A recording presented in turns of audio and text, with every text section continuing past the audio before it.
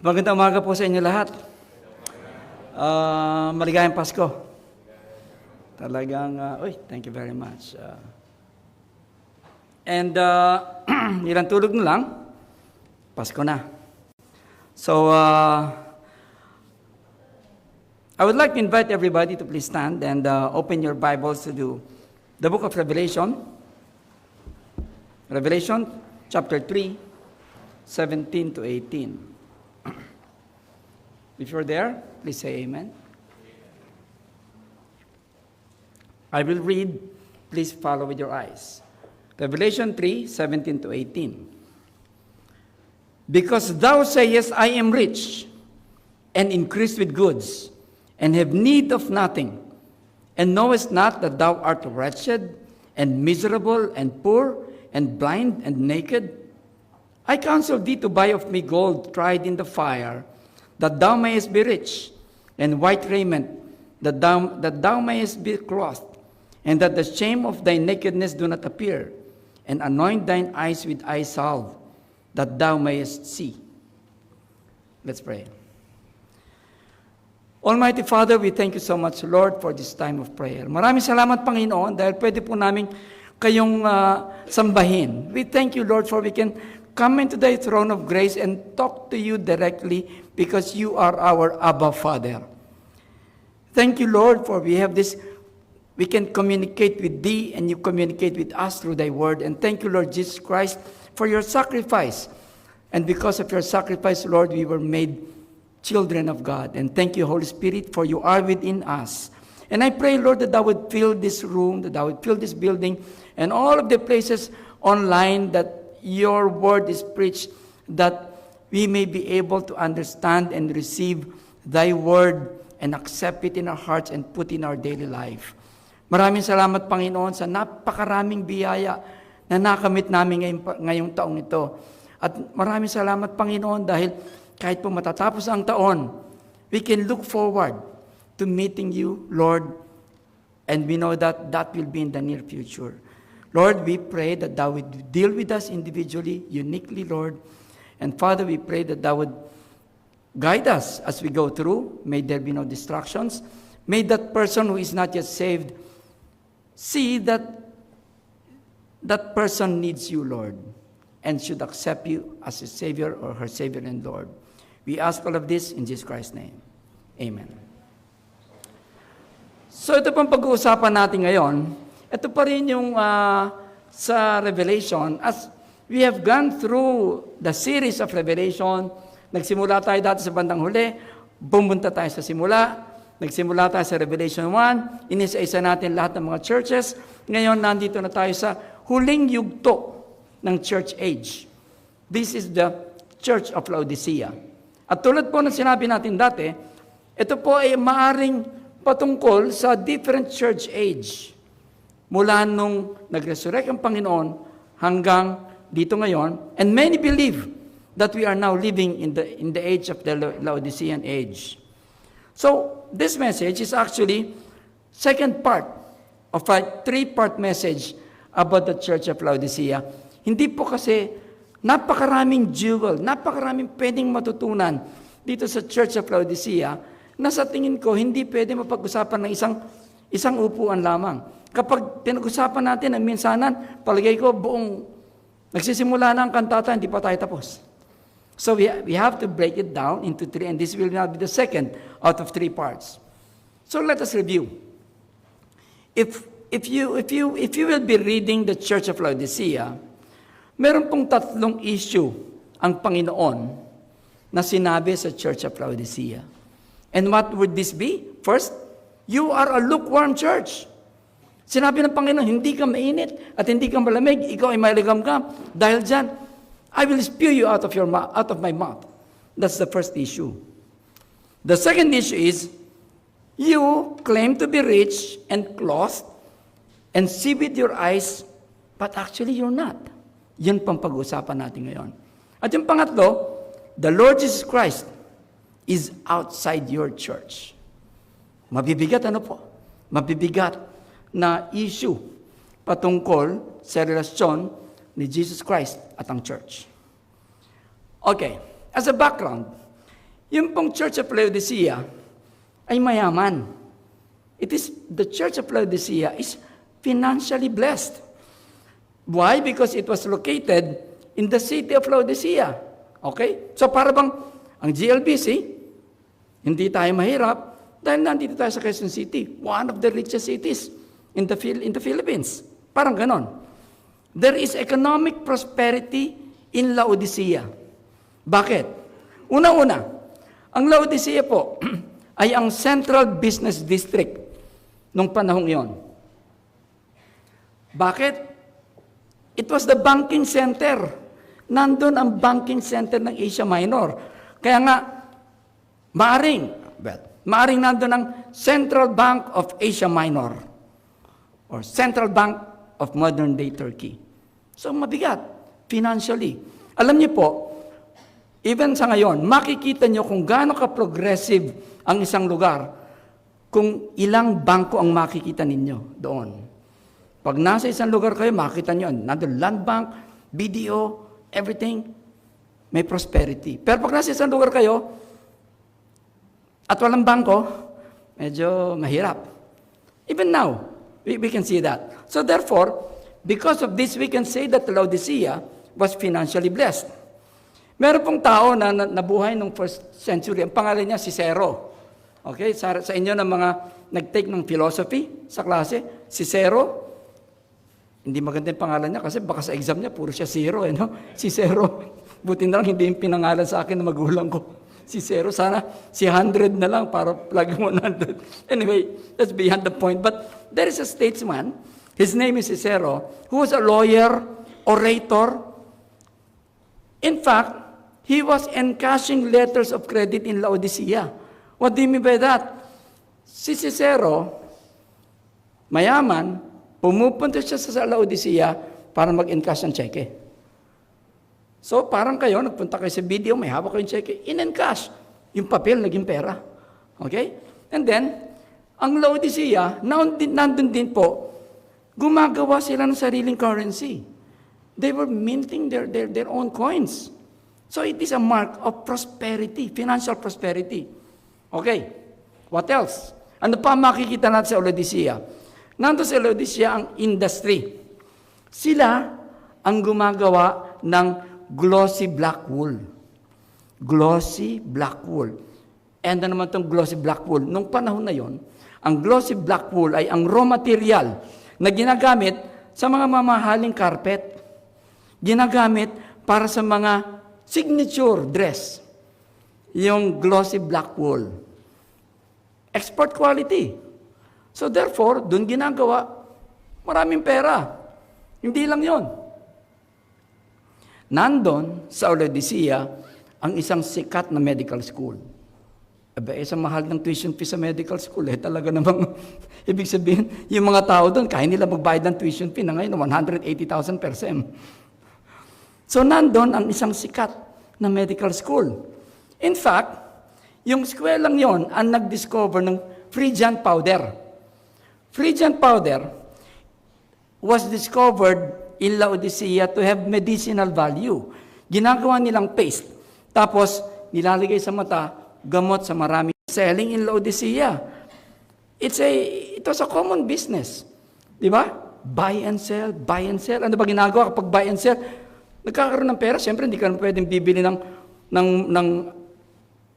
isang bagay, ibebenta mo ng mura. Hindi, ibebenta mo na mas mahal para kumita ka.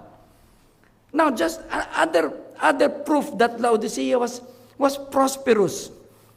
They had the largest stadium during that time. 285 by 70 meters, which can accommodate 25,000 spectators. Dami, no?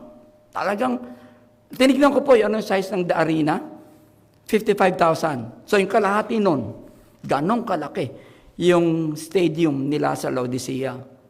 It was used for athletic and gladiator events. Yung nagtatagaan yung mga tao yung nakikita nyo. Doon ginagawa. Nandun din sa Laodicea ang Boletarian. Ano yung Boletarian? Boletarian, in our modern day life, ito yung kanilang batasang pambansa. This is where the laws were made. They called it Bolitarian.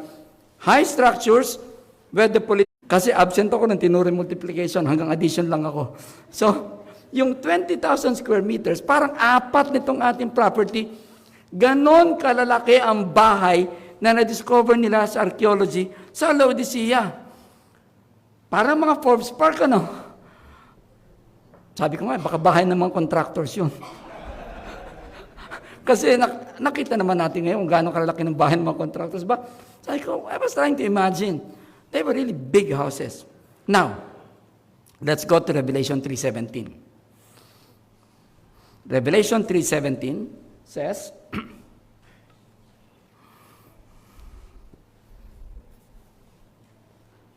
slide please, Revelation 3:17. Okay, go to your Bibles. As we are waiting for that, go to Revelation 3:17, and Revelation 3:17 says, because thou sayest, I am rich, and increased with goods, and have need of nothing, and knowest not that thou art wretched, and miserable, and poor, and blind, and naked.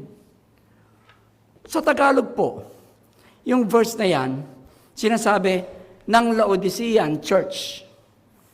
Mayaman ako. Sinasabi dyan sa verse na yan, madami akong gamit at kagamitan, marami akong properties. Sinasabi sa verse na yan, wala na akong hahanapin pa. Yon ang nakasulat sa Revelation 3:17 na sinasabi ng mga Laodicean church. Ang sabi naman ni Jesus Christ,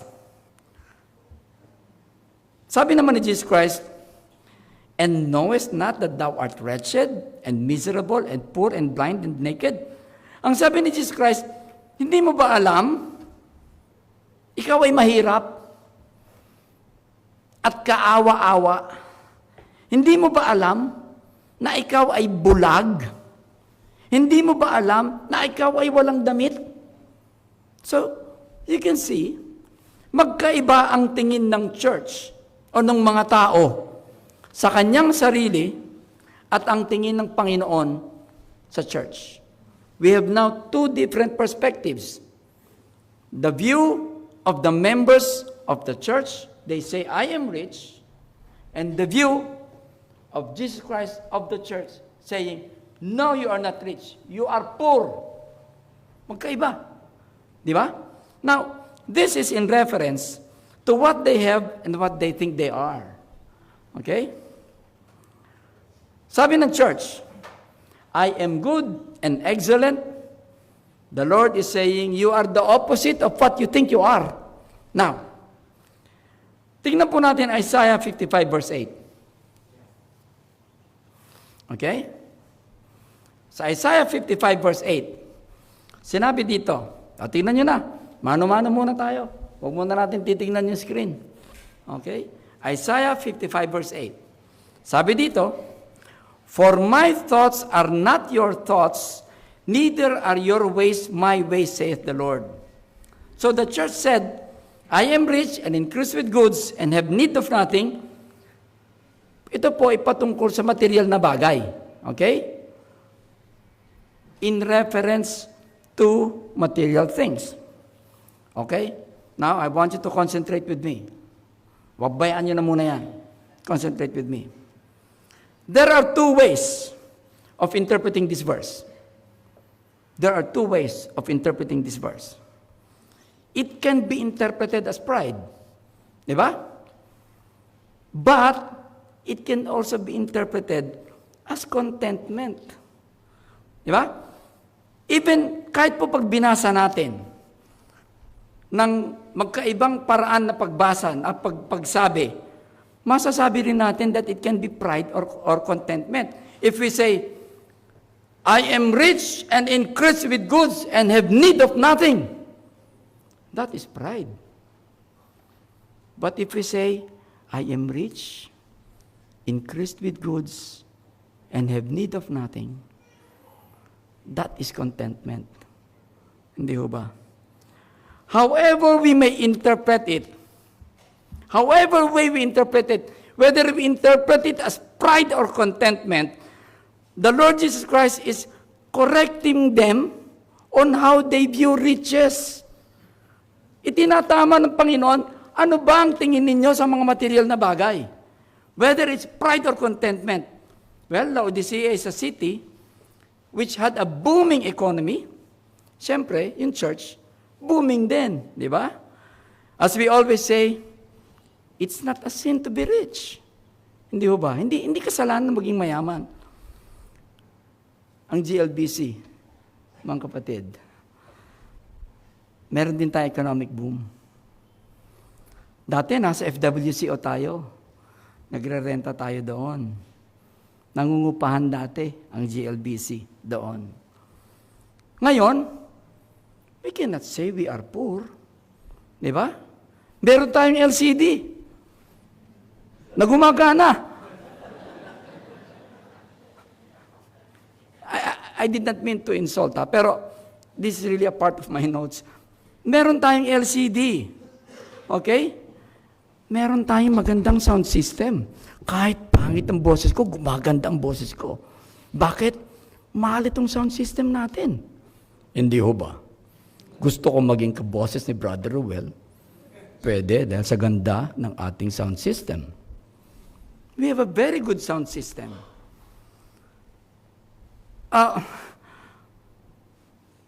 Maginaw, hindi ho ba? Bakit? May mga air condition tayo. We are on economic boom, just like Laodicea. Masasabi natin, kontento na tayo, hindi ho ba? Meron pa ba tayong dapat hingin? We can say we are rich, we are increased with goods, and not in need of anything materially. You know, I think quite a number of people, even preachings, are judgmental towards Laodicea. In fact, pag nadinig nila yung salitang Laodicea, parang napakasama ka agad eh. Di ba? Maraming judgmental. Because they say that Laodicean believers are self-sufficient. Sabi nila, mayayabang yung mga yan. Self-sufficient sila in a negative way. Mayabang ba tayo pag sinabi nating, hindi tayo mahirap? Pag pumunta po kayo sa church namin, meron kaming LCD. Magdala po kayo ng jacket kasi malamig. Maganda po ang boses ng preacher kasi maganda ang sound system. Okay? This is not in a negative way. In fact, the Lord Jesus Christ did not condemn them being rich. Hindi niya sinabing, kayo, mayaman kayo. Hindi. Why? Because Jesus Christ was just stating the fact of their nature. Ang makikita natin sa scriptures, ibinabaling ng Panginoong Jesus ang focus ng mga Laodicean church mula sa material na bagay patungo sa spiritual na bagay.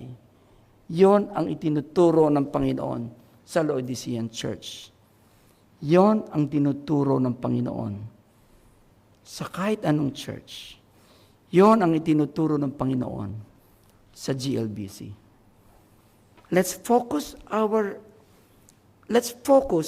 not on material things, but let's focus on spiritual things, the true riches. Let us put this straight. The Lord Jesus Christ does not consider human material riches as riches. He does not. Ang Laodicea, kabaliktaran ito ng Smyrna. Naalala niyo ba ang Smyrna? Ang Smyrna, ang sabi sa Smyrna Church, sabi ng mga church members doon, mahirap kami. Ano sabi ng Panginoon? Mayaman kayo. Di ba? Sinabi ng Panginoon yon sa church in Smyrna. Mayaman kayo. Pero sabi nila, mahirap kami. Now, in context, the Lord Jesus Christ talked with Smyrna and Laodicea. Let's put it this way. Man's definition of riches is different from how the Lord Jesus Christ defines riches. It's different. Hindi po tinitignan ni Jesus Christ kung gaano kalaki at kaganda ng building ng church ng Laodicea. Ganon din kung gaano kaganda ang building ng GLBC. Hindi tinitignan ng Panginoong Jesucristo kung gaano kalaki ang bank account nila. Hindi rin tinitignan ng Panginoon kung gaano kalaki ang bank account natin.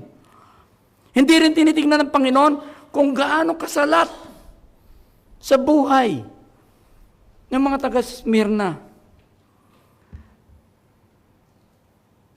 Hindi sila nakakapaghanap buhay, yung mga nasa church in Smyrna, dahil napag-aralan natin dati, na dahil sila ay Kristiyano, they were actually, ano tawag doon?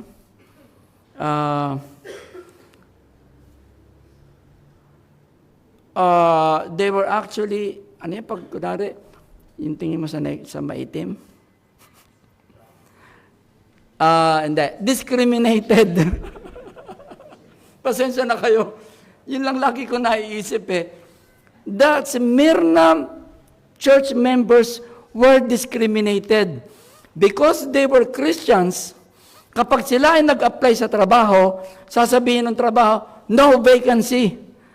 Because they were Christians. Imagine, hindi sila tinatanggap sa trabaho dahil sa pananampalatayaan nila. Sa mata ng tao, mahirap sila. Ngunit sa mata ng Diyos, mayaman sila. Alam niyo, magpasalamat tayo sa Panginoon dahil magkaiba ang mahalaga para sa tao at magkaiba din ang mahalaga para sa Diyos. Pasalamat tayo. Dahil kung ang tinitignan ng Diyos ay kung paano tumingin ng tao, mga contractors lang ang papansinin ng Panginoon, yung mga mayayaman lang. Hindi ho ba? Yung mga taga Forbes Park lang ang papakinggan ng Panginoon. Yung mga taga Corinthian Gardens lang.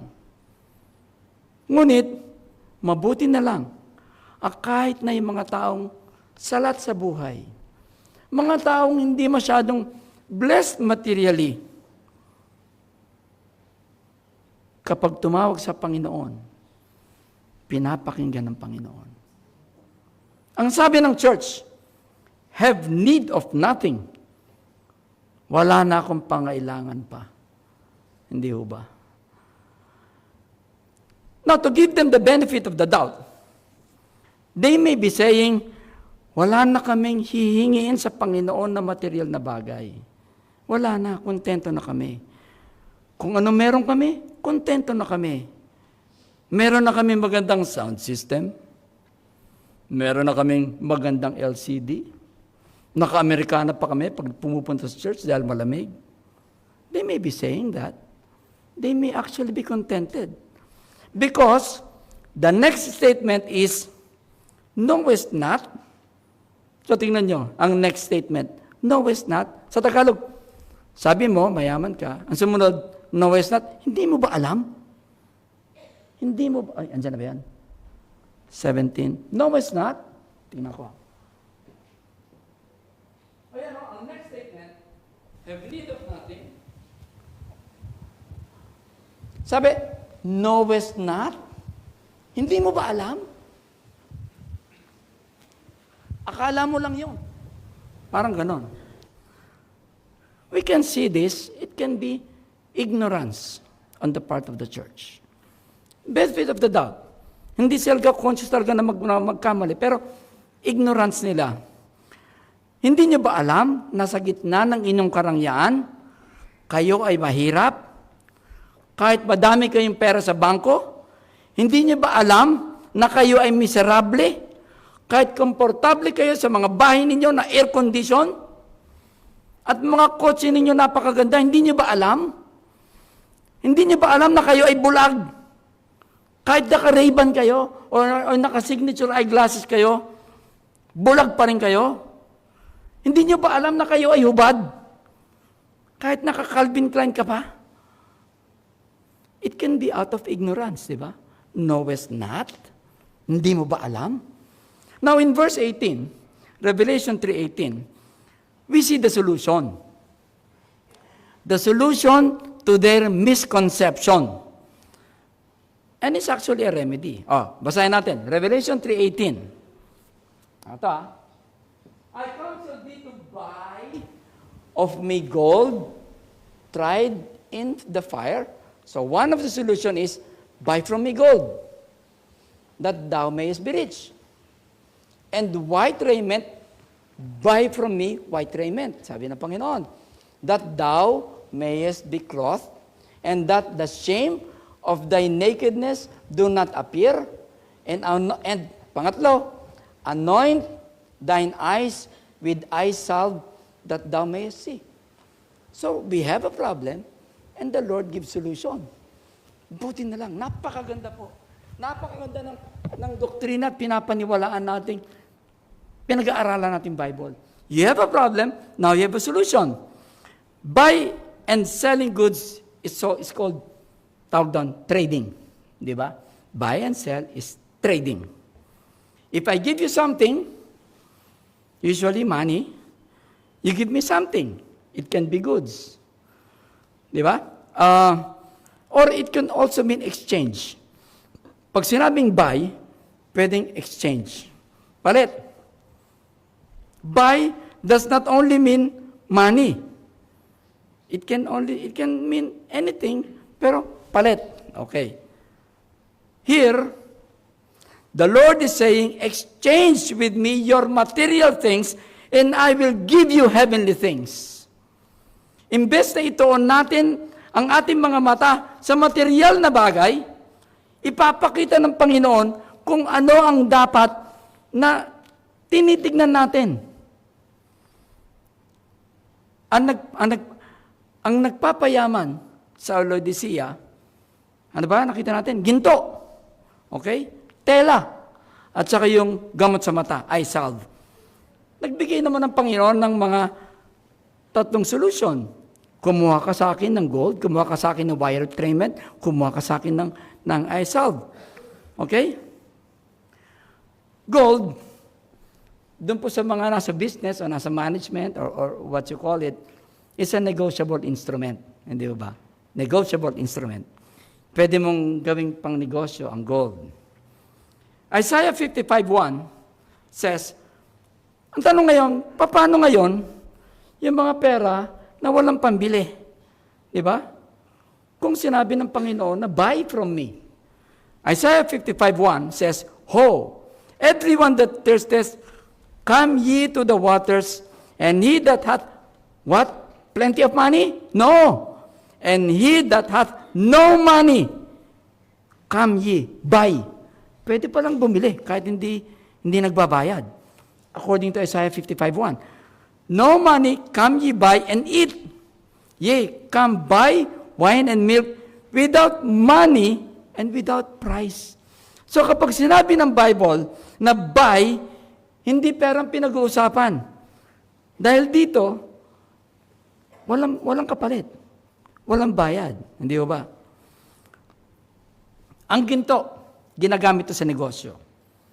Sa Proverbs 3:13-14, sabi dito, Happy is the man that findeth wisdom, and the man that getteth understanding, for the merchandise. Negosyo. Buy and sell, exchange. Happy is the man that findeth wisdom, and the man that getteth understanding, for the merchandise of it is better than the merchandise of silver, and the gain thereof better than gold. Now, mas mahalaga ang tao makakakuha ng karunungan or wisdom galing sa Panginoon dahil ang return of investment or ROI ay mas malaki. Kaysa negosyo ng ginto, mas malaki ang ROI ng word ng Panginoon kaysa yung material na bagay na gold. Psalm 19:9-10. Psalm 19:9-10. Sabi dito, The fear of the Lord is clean, enduring forever. The judgment of the Lord are true and righteous altogether. More to be desired are they than gold, yea, much fine gold.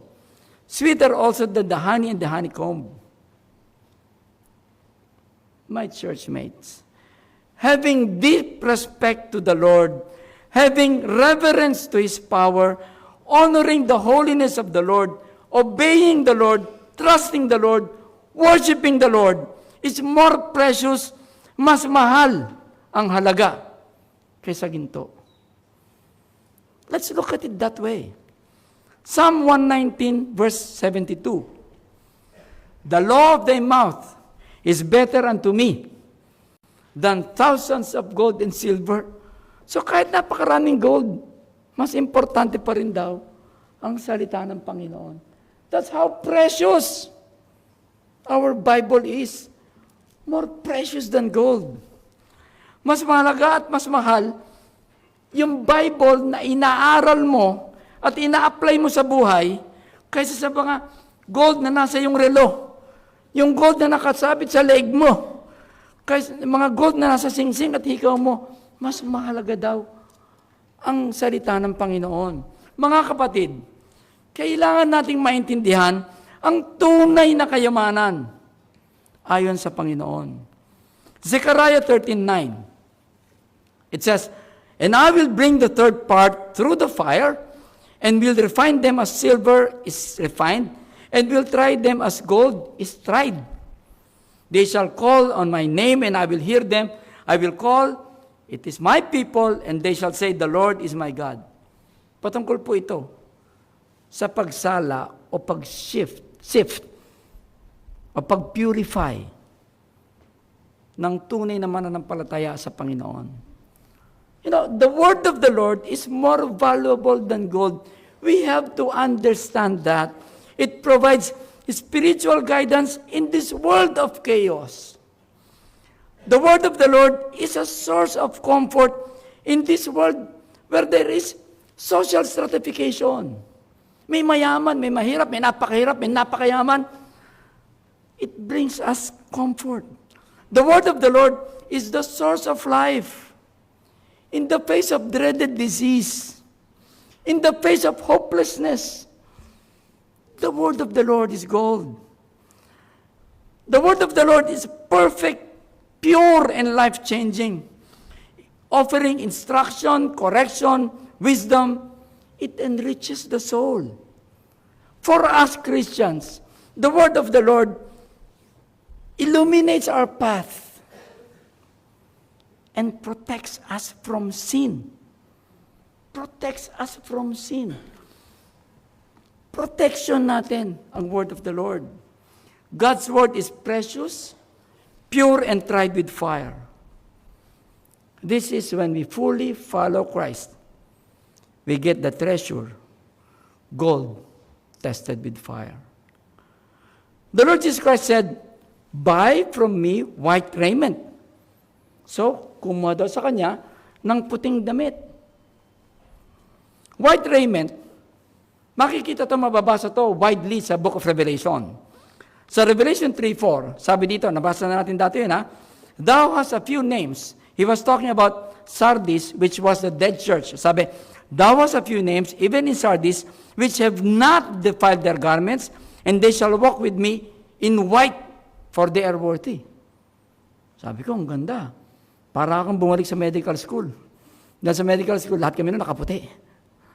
Na-miss ko na yun, lahat nakaputi. So in other words, "Buy from me white raiment." Ang mga natitirang mananampalataya sa Sardis na hindi sumuko, they are worthy. Nakadamit sila ng puti. Sila ang karapat-dapat. Revelation 3:5. "He that overcometh, the same shall be clothed in white raiment, and will not blot out his name out of the book of life.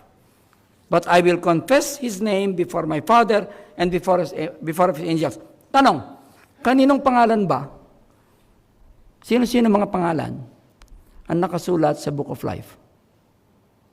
Sinong pangalan? Yung mga ligtas. Mga umamin na sila ay makasalanan, mga nagsabing, "Lord Jesus Christ, I make you as my Savior and Lord." Nagtitiwala sa ginawa ng Panginoong Hesukristo. Hindi mabubura ang kanilang pangalan. Ito yung mga nakasuot ng puti. Dahil ang kasuotang ito ay galing mismo kay Jesus Christ. It's white raiment. Sa Genesis 3, verse 10, sinabi dito, ito na nagkasala na sila, no? Nagkasala na si Adam and Eve. Okay? Sabi ng Panginoon, and he said, sabi ni Adan, and he said, I heard thy voice in the garden, and I was afraid, because I was naked, and hid myself. Narinig ko ang boses mo. Wala akong suot. Nahiya ako. Adam identified that he was naked. And because of this, he was ashamed. We know that God created everything in this world. But you know what? It is only man that God created after His own image. Di ba privilege yun? Hindi ko alam yung mga naniniwalang galing sila sa unggoy. It is only man that was created after the image of God. Adam and Eve, before they committed sin, they were glorious. I believe they were wearing white raiment. They were glorious because they were created after the image of God. But when sin came into this world, the glory was removed. When Adam identified that he was no longer glorious, in verse 11, following that, nung nakita na niya, wala pala akong damit. And he said, sabi ng Panginoon, who told thee that thou wast naked? Hast thou eaten of the tree whereof I commanded thee that thou shouldest not eat? Imagine, nagtanong ang Panginoon, kumain ka ba? Siyempre alam ng Panginoon yun. Diba? The Lord is all-knowing. But the Lord asked, did you eat? Now, this is, my brothers and sisters, this is confession. Kailangan munang umamin na tayo ay makasalanan upang mapatawad. Kinailangan muna kumuha ng Panginoon ng mga leather o yung mga skin ng mga animals para takpan ang kanilang kahubaran. Panakip sa kanilang hubad na katawan. This is symbolic that Jesus Christ shed His blood to cover our sins. Yung pang white raiment to cover the nakedness will only come from Jesus Christ. Hindi mo makukuha sa Divisoria yan. It can only come from Jesus Christ. Kaibigan, kung ikaw ay nandito, at hindi mo pa alam, kung namatay ka ngayon, kung pupunta ka sa langit o impyerno, nalilito ka pa kasi ang dami nagsasabi na ito ang paraan. Kung hindi mo pa alam, you need to identify that you are a sinner. You need to identify that. Karamihan sa amin dito, and I hope all of us, have already identified that we are sinners. If you do not accept that you are a sinner, how can you get forgiveness? Hindi ba? So my friend, kung hindi mo pa alam, the first that you need to do is identify that you are a sinner. Matthew 17:2. Dito, nag-transfigure ang Panginoon and was transfigured before them, and His face did shine as the sun, and His raiment was white as light. So ito, nagpakita ang Panginoon kung ano magiging future na itsura ng tao, bright white linen.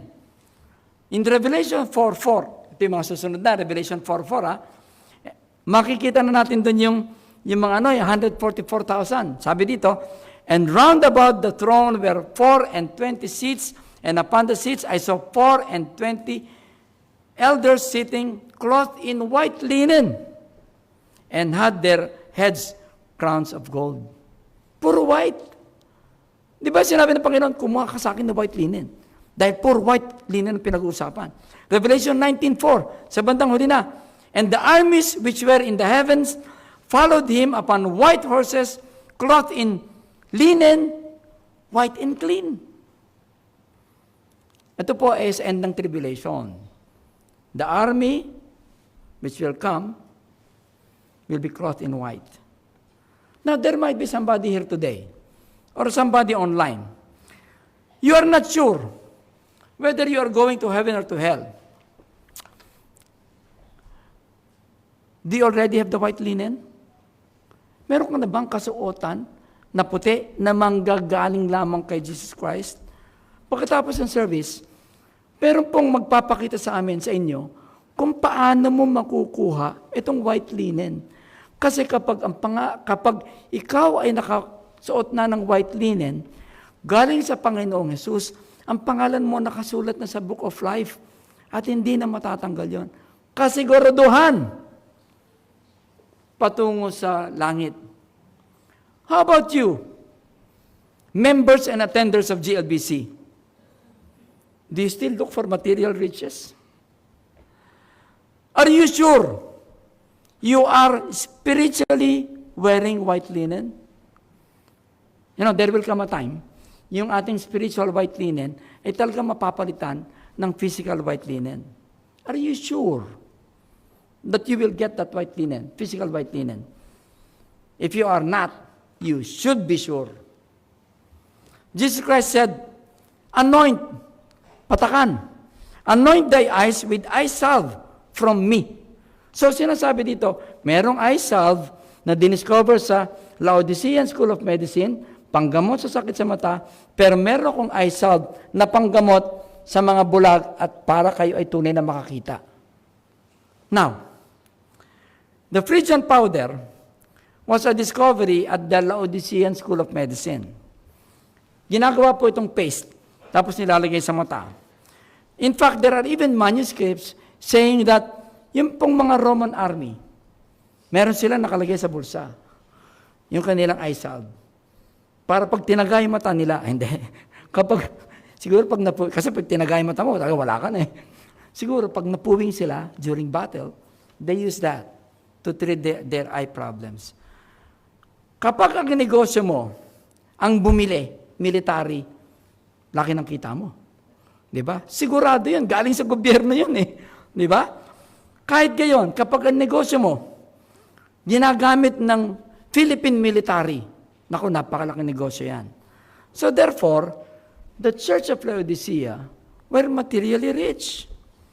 The business of the original eye salve is booming. Parang pagpunta mo sa di ba, sa Los Baños, the original buko pie. Kapag original yan, mahal yan, di ba? So, the original eye salve from Laodicea. Patok yan. So, dahil dito, yumaman yung mga taga-Laodicea. Sinabi ng Panginoon, wag yan. Wag yung Phrygian powder ang kunin nyo. Kumuha ka ng eye salve galing sa akin, upang ikaw ay makakita. Bakit? Dahil ikaw bulag. Hindi ka makadinig. Hindi pala. Bulag pala mata. Dahil ikaw ay bulag. Hindi ka makakita. Jesus Christ, what is He teaching? Physical gold, He does not consider it as riches. Spiritual gold, which is understanding and applying the Word of God. The lesson here is physical sight versus spiritual sight. Kapag ang tao ay sa yaman lang na material tumitingin, siya ay bulag. Unfortunately, mga kapatid, even in your workplace, napakarami naglalakad na bulag. Dahil nakatingin lang sila sa material na bagay. Let us not look at material things as the true riches. It is the true riches coming from the Lord. John 9:39-41, sabi dito, and Jesus said, for judgment I am coming to this world that they might not see, and they which see might be made blind. And some of the Pharisees which were with him heard these words and said unto him, are we blind also? Jesus said unto them, if you were blind, you should have no sin, but now you say, we see, therefore your sin remaineth. Ang ganda, no? Napakaganda ng mga twist of words, pero gawin natin mas simple. There are people who can actually see, but actually blind.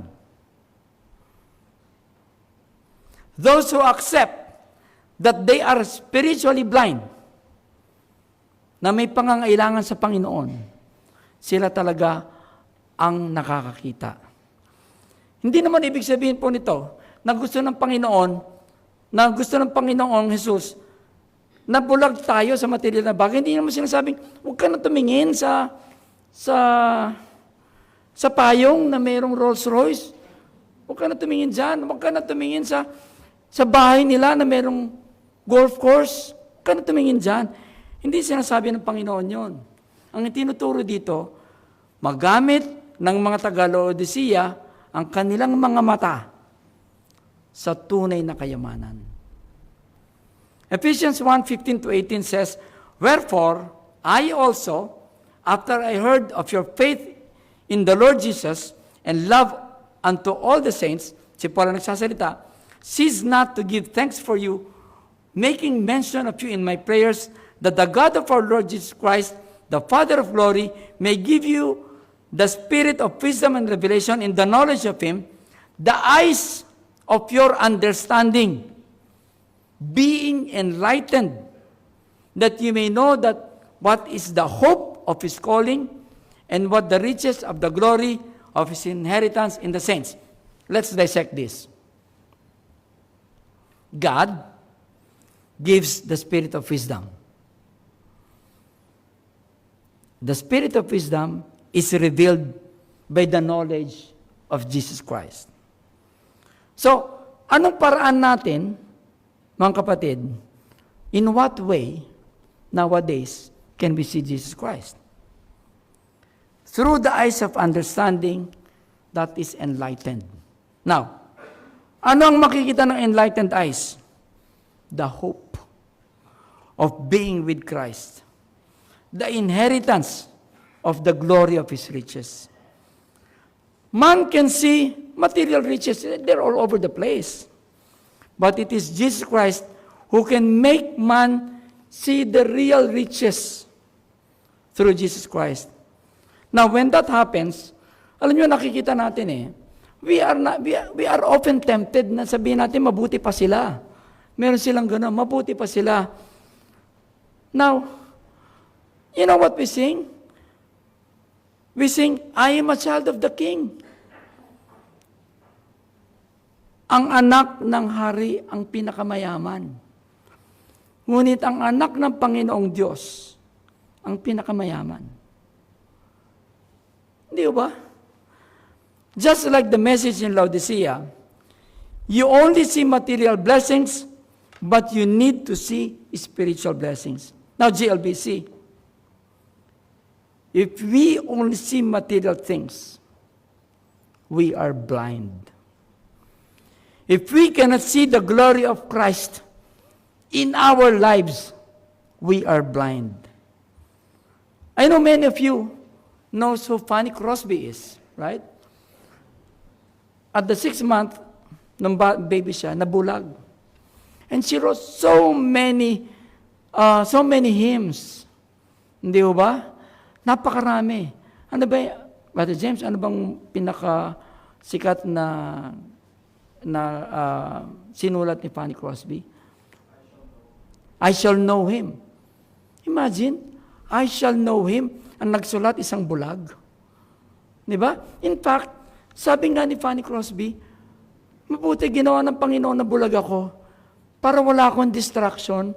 And the moment I open my eyes in glory, siya ako na makikita. That is the eyes that the Lord wants us to have, to see His glory. In summary, God, from Jesus Christ, is wisdom and should be applied in our lives. That is the gold. Gold from Jesus Christ should be applied in our lives.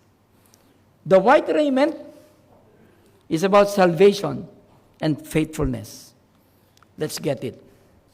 I solve to see Jesus Christ clearly and spiritual sight of what is ahead.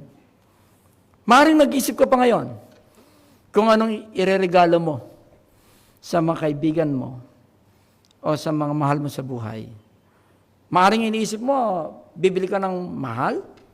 O dahil medyo mahirap ang buhay It's the thought that counts. Di ba? Pero nag-isip tayo ng regalo. The best gift that we can give them this Christmas is the Word of God, which has been tried with fire. The white linen to cover their nakedness. The eye salve of Christ, that they may see the blessed hope of Jesus Christ. Let's pray.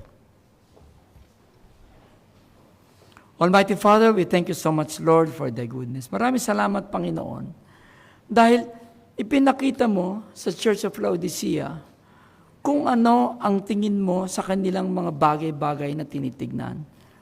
Maraming salamat, Panginoon, dahil natututo po kami rito kung saan namin dapat itinutuon ang aming mga paningin.